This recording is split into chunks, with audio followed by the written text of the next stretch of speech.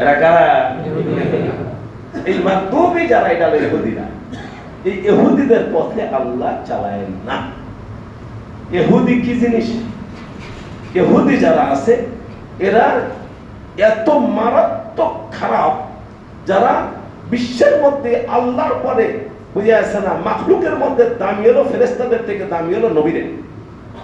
নবী আলাইহিস সালাম, আম্বিয়া আলাইহিস সালাম, তারা আল্লাহর পরে মাখলুকের মধ্যে সব থেকে দামি হলো আম্বিয়া আলাইহিস সালাম, ফেরেশতার থেকেও দামি। কিসের থেকে দামি? জিবরাইল আমিন আল্লাহ রাসূলকে খোঁজ করতে এসে আল্লাহ রাসূল জিবরাইলকে খোঁজ করতে কখনো যায়নি। 23 বছর জিন্দেগির মধ্যে 24,000 বার বুঝেছে আকাশেতে আল্লাহ রাসূলের দরবারে আইছেন জিবরাইল ফেরেশতা 24,000 বার। কয় বছর জিন্দেগির মধ্যে? 23 বছর জিন্দেগির মধ্যে 24,000 বার আইছেন। তাহলে 23 বছর হলো 23,000 হলো 24, কোনদিন 5 বার হয়েছে। জিবরাইল ফেরেশতা এত বড় ফেরেশতা, ফেরেশতাদের হেড। তা যার কার দরবারে আসে সে বড় না যে যায় সে বড়? কে বড়? যার দরবারে আসে সে বড়। পীর সাহেবকে মুরিদের বাসায় যাবে বারবার, নাকি মুরিদ পীর সাহেবের দরবারে আসবে? এখন পীর বড় না মুরিদ বড়? যে বড় তার দরবারে বারবার আসতে হবে। হ্যাঁ, অনেক রিকোয়েস্ট করে, অনেক অনুরোধ করে, অনেক আবেদন করে পীর সাহেবকে কখনো দাঁত দিয়ে নিয়ে যায়, বছরে একবার জিন্দেগি দেয়। আমারও তো অনেক মুরিদ আছে, অনেক মুরিদের বাসায় একবার জিন্দেগিতে যাওয়া হয়নি, কিন্তু মুরিদ যত অবশ্যই আসে। আমার অনেক ছাত্র আছে, অনেক ছাত্রর বাসায় জিন্দেগি চিনিও না তার বাড়ি, কিন্তু ছাত্ররা অবশ্যই আমার দরবারে আসে। কি বলেন, তাই না? তাহলে বড়র কাছে আসতে হয়, আর যে আসে সে তুলনামূলক তার দিকে এলেমে আমলে আখলাকে আল্লাহ একটু ছোট হয়। তো জিবরাইল ফেরেশতার কাছে যখন 24,000 বার জিবরাইল ফেরেশতা যখন আল্লাহ রাসূলকে 24,000 বার আসছে, তখন বড় কে? রাসূলুল্লাহ সাল্লাল্লাহু আলাইহি ওয়াসাল্লাম।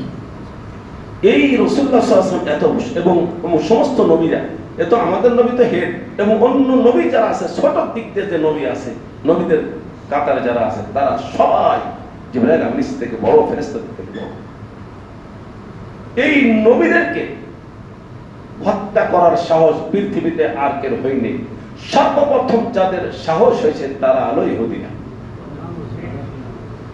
ইহুদিরা তাদেরকে মারা মানে এদের গাদ্দারি, এদের শয়তানি, এদের ভ্রষ্টতা আর এদের রাগ আল্লাহর উপর। কেন আল্লাহ এদেরকে বড় কেন বলে? এই জন্য আল্লাহরে ধরো, নাউযুবিল্লাহ। এখন আমি একটা লোকের যে হেড বানাই দিলাম, ওই হেডটাকে যদি কেউ মারে, তখন বোঝা গেল আমাকেই অবমাননা করছে। কে বলেন ঠিক না? ঠিক।